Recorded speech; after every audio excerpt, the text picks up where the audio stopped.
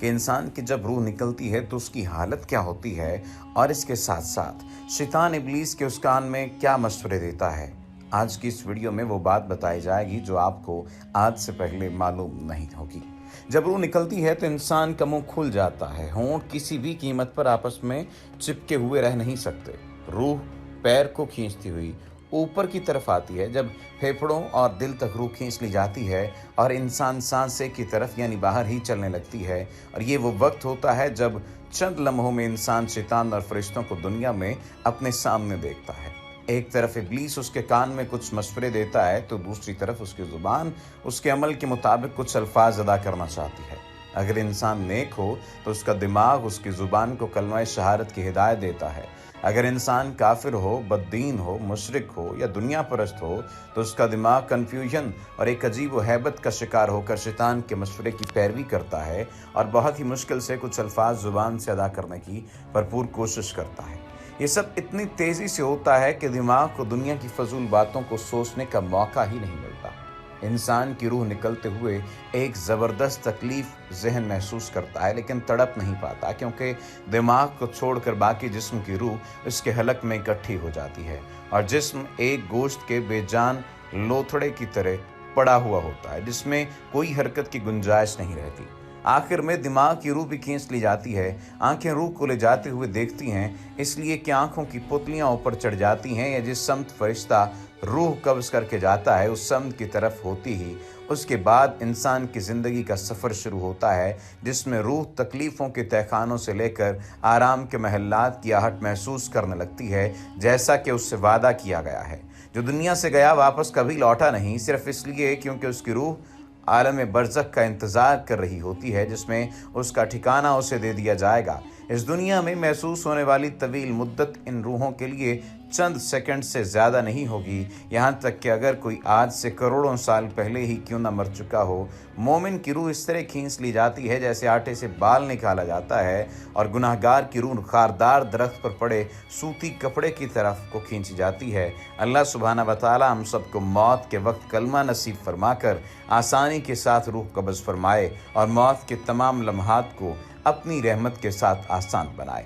حضرت سیدنا ابراہیم علیہ السلام کی روح لینے کے لیے ملک الموت آئے۔ انہوں نے فرمایا، کیا آپ نے کسی ایسے دوست کو دیکھا جو اپنے خلیل کی روح کو قبض کر رہا ہو؟ انہوں نے کہا، اچھا، اللہ تعالیٰ سے پوچھتا ہوں۔ ملک الموت نے اللہ تعالیٰ کے حضور عرض کیا۔ اللہ نے فرمایا کہ جاؤ میرے حبیب کو پیغام دے دو، کیا تم نے کسی دوست کو دیکھا کہ اپنے دوست کی ملاقات سے انکار کر رہا ہو؟ تو جیسے ہی ان کو پتہ چلا کہ موت اللہ تعالیٰ کی ملاقات کا طریقہ ہے، کہنے لگے، ملک الموت، اجل اجل، جلدی کر، روح قبض کر، مجھے اپنے مالک سے واصل کر دے۔ یہ تھی تمنا حضرت ابراہیم علیہ السلام کی کہ اب تو جلد سے جلد اپنے پیارے اللہ کے حضور جا پہنچیں اور ملاقات حبیب سے لطف اندوز ہوں۔ اس لیے حدیث قدسی میں فرمایا، ملاقات کر کے میرے نیک لوگوں کا شوق میری ملاقات کے لیے بڑھ گیا اور میں ان کی ملاقات کے لیے ان سے بھی زیادہ مشتاق ہوں۔ جب روح نکلتی ہے تو انسان کا منہ کھل جاتا ہے، ہونٹ کسی بھی قیمت پر آپس میں چپکے ہوئے نہیں رہ سکتے۔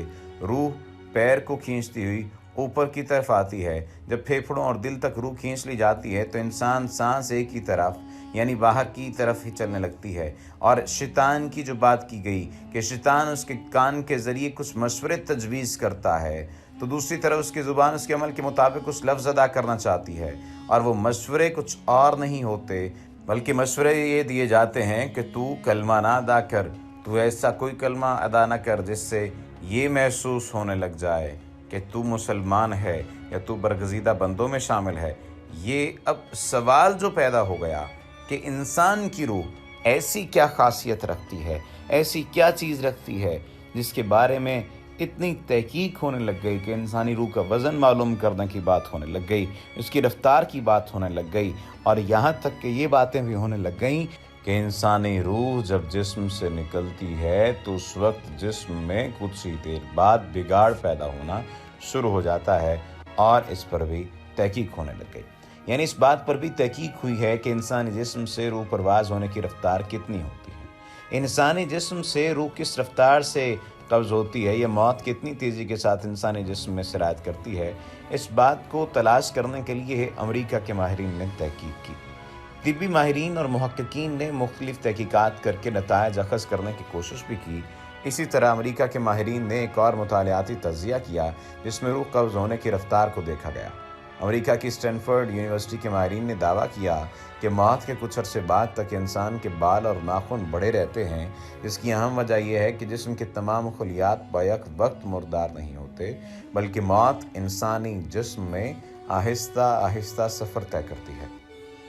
ماہرین نے دعویٰ کیا ہے کہ وہ انسانی جسم میں موت کے پھیلاؤ کی رفتار ریکارڈ کرنے اور اس کا مشاہدہ کرنے میں بھی کامیاب ہو گئے ہیں۔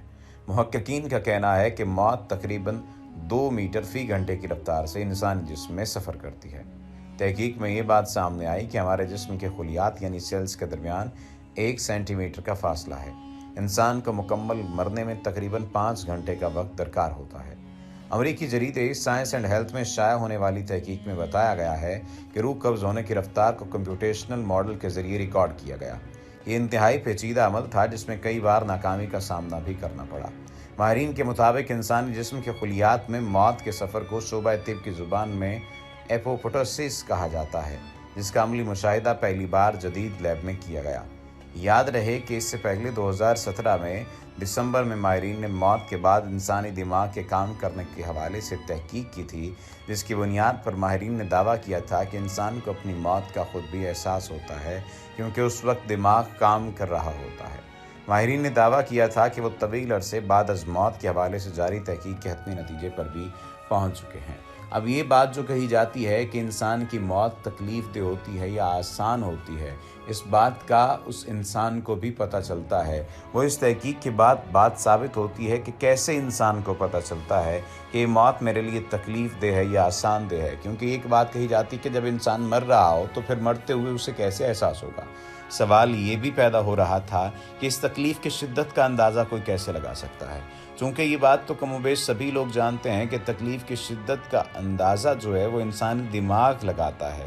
انسانی دماغ جو ہے وہ تکلیف کو محسوس کرتا ہے۔ ہماری جو جسم کے اندر نروز موجود ہوتی ہیں، یہ دماغ کو میسج پہنچاتی ہیں، دماغ کو پیغام پہنچاتی ہیں تکلیف کی شدت کے بارے میں۔ اب جب زندگی ختم ہو رہی ہوتی ہے، روح نکل رہی ہوتی ہے، تو تحقیق یہ بات کہتی ہے کہ انسان اپنی موت کا احساس کر رہا ہوتا ہے کیونکہ اس کا دماغ کام کر رہا ہوتا ہے۔